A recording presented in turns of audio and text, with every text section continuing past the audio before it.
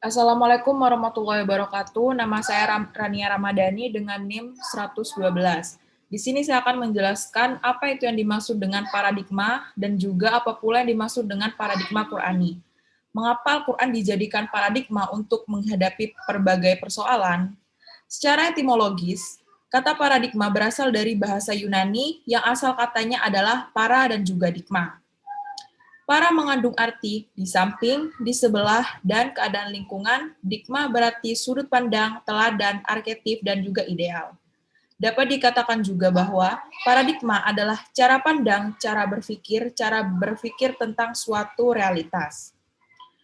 Adapun secara terminologis, paradigma adalah cara berpikir berdasarkan pandangan yang menyeluruh dan konseptual terhadap suatu realitas atau suatu permasalahan dengan menggunakan teori-teori ilmiah yang sudah baku, eksperimen, dan metode keilmuan yang bisa dipercaya.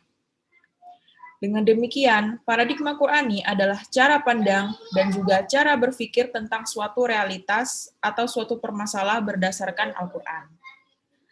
Dan berikutnya, mengapa Al-Quran dijadikan sebagai suatu paradigma? Semua orang menyatakan bahwa ada suatu keyakinan dalam hati orang-orang beriman. Al-Quran mengandung gagasan yang sempurna mengenai kehidupan. Al-Quran mengandung suatu gagasan murni yang bersifat metahistoris. Menurut Kunto Wijoyo, Al-Quran sesungguhnya menyediakan kemungkinan yang sangat besar untuk dijadikan cara berpikir.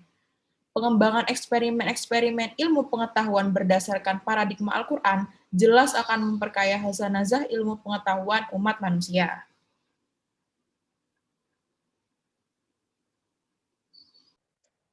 Oke, untuk selanjutnya, perkenalkan, saya Desina Vilasari, NIM 94. Dalam mengambil langkah untuk pemajuannya, Islam tidak melakukan sekularisasi, di mana sekularisasi merupakan suatu hal-hal yang membawa ke arah kehidupan yang tidak didasarkan pada ajaran agama. Hal tersebut dikarenakan beberapa faktor, di antaranya adalah sebagai berikut. Yang pertama, ajaran Islam bersumber dari Al-Quran, serta bersifat syumul atau universal. Yang kedua, ajaran Islam bersifat rasional, atau lebih mengutamakan akal sehat, dengan berdasarkan pertimbangan yang baik, serta untuk tujuan yang baik pula. Yang ketiga, ajaran Islam berkarakter tadaruj, yang adalah melakukan sesuatu secara perlahan, tidak sekaligus atau secara bertahap.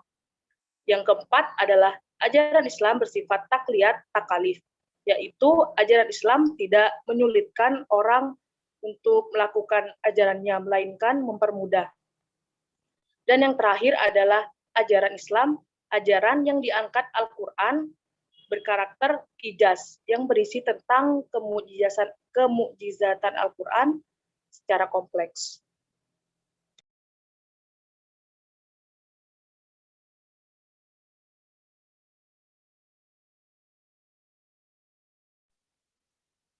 Perkenalkan, nama saya Preti Carolina Agustin, NIM 015.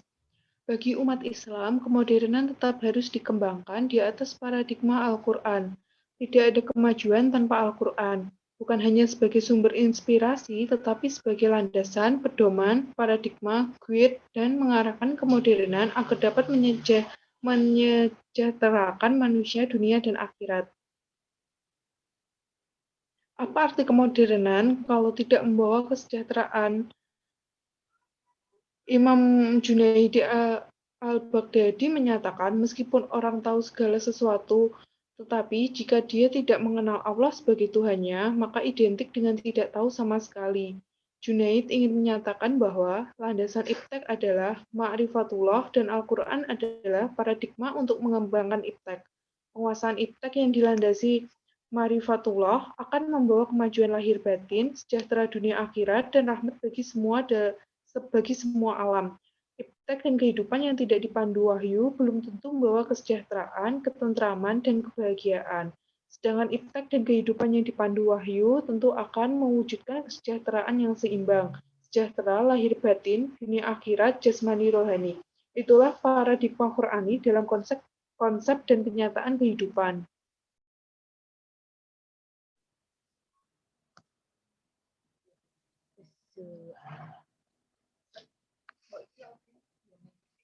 Perkenalkan, nama saya Uswatun Hasanah dengan NIM 2003211000118.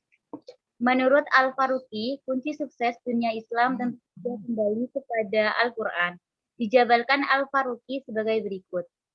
1. Memadukan sistem pendidikan Islam. 2. Meningkatkan visi Islam. 3. Mengatasi persoalan metodologi, ditempuh langkah-langkah berupa penegasan prinsip-prinsip pengetahuan Islam.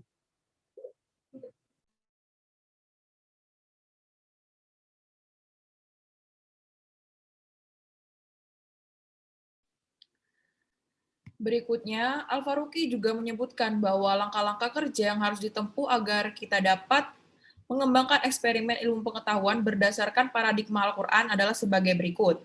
Yang pertama, menguasai disiplin ilmu modern. Yang kedua, menguasai warisan khazanah Islam.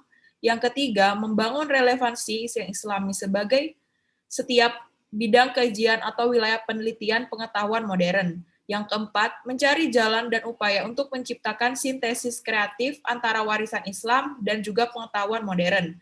Dan yang kelima, mengarahkan pemikiran Islam pada arah yang tepat, yaitu sunnatullah.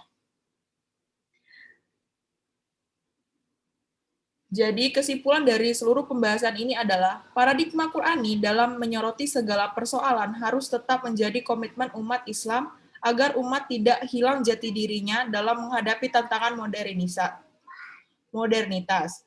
Kehidupan modern yang pada hakikatnya merupakan implementasi kemajuan iptek atau ilmu pengetahuan dan teknologi akan memberi manfaat dan terus berkembang untuk membawa kemajuan yang harus dipandu dan diarahkan oleh wahyu Al-Quran, agar umat tidak terjebak dalam kehidupan sekularis. Hal ini jelas bukan tujuan kemajuan dalam Islam itu sendiri. Terima kasih.